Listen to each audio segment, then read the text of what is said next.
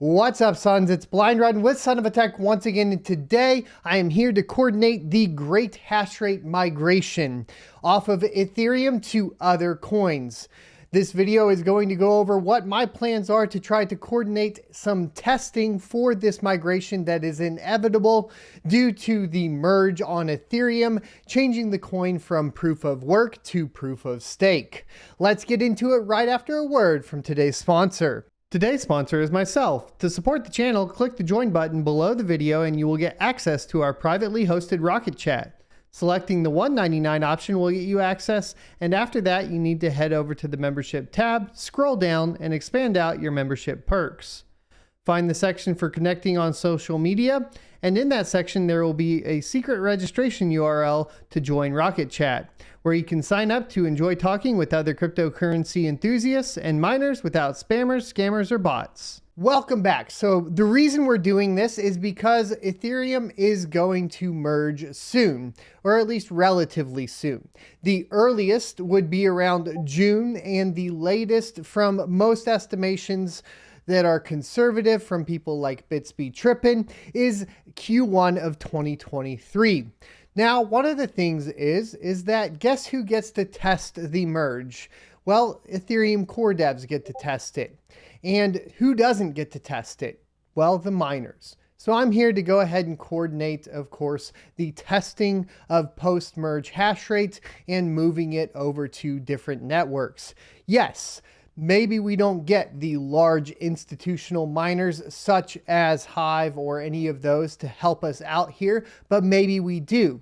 All we really need to see is a percentage rate change in the migration from ETH hash rate to other networks and get an idea of how these networks are going to respond. Yes, we will have some bumps in the road. Yes, when we go through these tests, we will have some decreased profitability, if not complete lack of any sort of profit or revenue for the days that we are testing this, but it is necessary to plan and prepare accordingly. And I can't do it alone. Sure, I can move some hash rate to any given network and go ahead and test my own rigs on there, from overclocks to power consumption, etc., and make sure I'm ready for the move personally, but I won't actually know unless we have some sort of significant amount of hash rate on any of these networks. So what's the plan? Well, the plan is going to be coordinating a time and a day for us to move together to different networks and test how these networks are going to respond. Now, we aren't probably initially going to have us just all move to the same network. The initial test is going to basically encourage you to test out what you would plan to do day one of the merge, post-merge, if you were going to go through that experience. So let's say you have a whole bunch of RTX 30 series cards. Maybe you want to move to Flux or Ravencoin or Cortex. Maybe you have some AMD Radeon cards like the Polaris GPUs and you want to move to Ethereum Classic. Maybe you have the RX 6000 series AMD GPUs and you want to move to Firo or possibly Ergo. It's okay. The first day that we're going to do this, you just move to whichever network and we're going to get an idea of how many people are moving. We're going to use the Discord channel that's once again linked down below to track everybody and where they're moving and running polls, etc., to get an idea of what's happening and get some sort of percentage of hash rate change. The first migration test I have set up to plan out will be on Friday, May 13th. So prepare yourself for Friday, May 13th to have low revenue and help us out. Yes, I realize this is asking a lot. Yes, I realize a lot of people won't do it. In fact, I'm not even sure that we will see anybody like Red Panda Mining or Bitsby Trippin with larger farms even do this. But if we can even get a modest amount of hash rate, let's say 5 to 10% of the Ethereum hash rate to move over anywhere, we can start to build out numbers and such. Now, I would also recommend you go check out Seb's FinTech video on this in detail, as he has run numbers, but these are all theoretical. I think the actual miners moving around together in a coordinated manner could help us prepare, and The best part is we'll be able to start sharing overclock experiences, hash rate experiences on different algos and such. We are here to prepare together and move forward. The reason we can't prepare like the Ethereum developers without losing money is because we have to do everything on mainnet to see how this functions. Unfortunately, that means that we will have to go through this. Now, I will propose, starting Friday, May 13th, that we continue these types of tests every 2 weeks as we determine what's going to happen. Let's talk about some different options here, though, for us moving forward, because obviously I have mentioned per GPU to algo, some ideas there, but there's a couple things to note. For example, on Ergo, one of the issues that we'll run into is their delayed difficulty increase. Basically, if you took a look at Ergo right now, what you will notice is that what happens is the hash rate spikes, but it takes a few days before the actual network increases the difficulty to respond.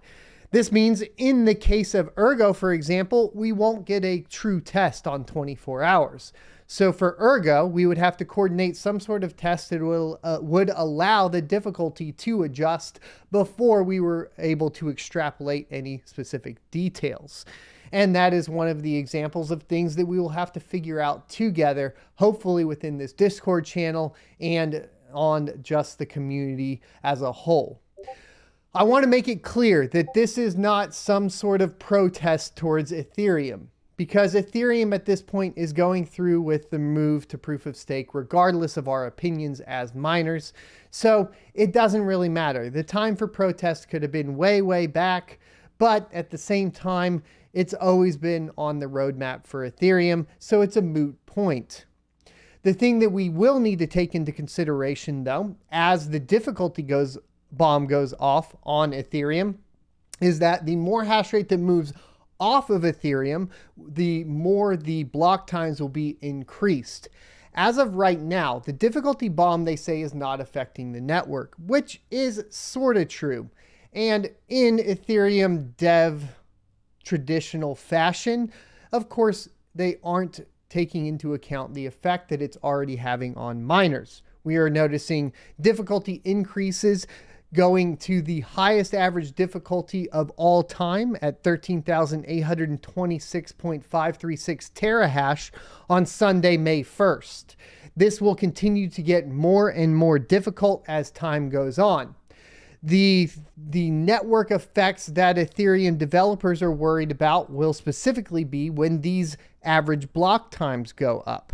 As you can see over the past, what you have had is examples of the difficulty bomb going off. The first one in September of 2017, where they let the block time go up to 29 seconds.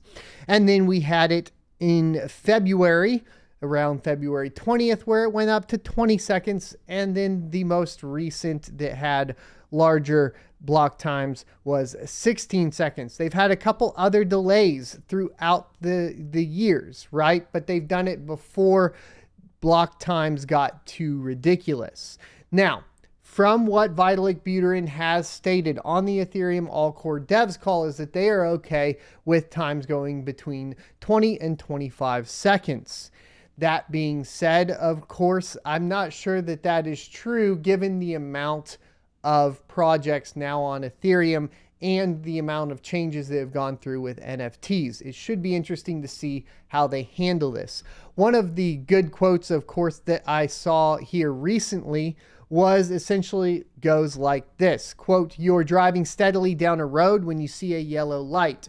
Do you A, gun the engine and try to make it through the intersection before the light turns red, hence before the difficulty bomb increases the times so much, or stop and wait for the green light before proceeding?" This is the problem that the Ethereum devs are running into. So yes, if we decide to continue doing these tests, these migration tests, hash rate migration tests every 2 weeks, eventually what will end up happening is if more and more people participate, the block times will get longer and longer on Ethereum. That's not really my goal though. Once again, let's go back to the original purpose. Ethereum is moving to proof of stake no matter what. You have no benefit to support their network for your future. What you need to do to prepare for your future is help us participate in testing different networks and moving forward. That is the entire point of this. Some people may disagree. Let me know in the comment section below. Some people will be greedy and be glad that we are moving off and doing these tests so they can get short-term monetary rewards. And unfortunately, they will also reap the rewards of our tests. But there's nothing we can do about that. We can't worry about them. We can only worry about us and what we can do to affect the entire community. And this will also allow us to get more information on different networks and hopefully also help the networks that remain proof of work to help us. And that is the entire point. We have a ton of good options that are flowing through, from things like Flux to Ergo to Ethereum Classic to Firo to Cero to Ryo even now, as they have started up development again. Lots of new options coming through. And hopefully we will also see, I want you to respond to the networks like you would if it originally happened, which means don't dump your coins if it ain't going to cover power costs. Thanks for watching. Be sure to hit the like, comment, subscribe down below. Don't forget to join the Discord channel, and I will see you next Tuesday. If you enjoyed this content, be sure to hit the subscribe button for more, or check out this playlist for more crypto content related topics.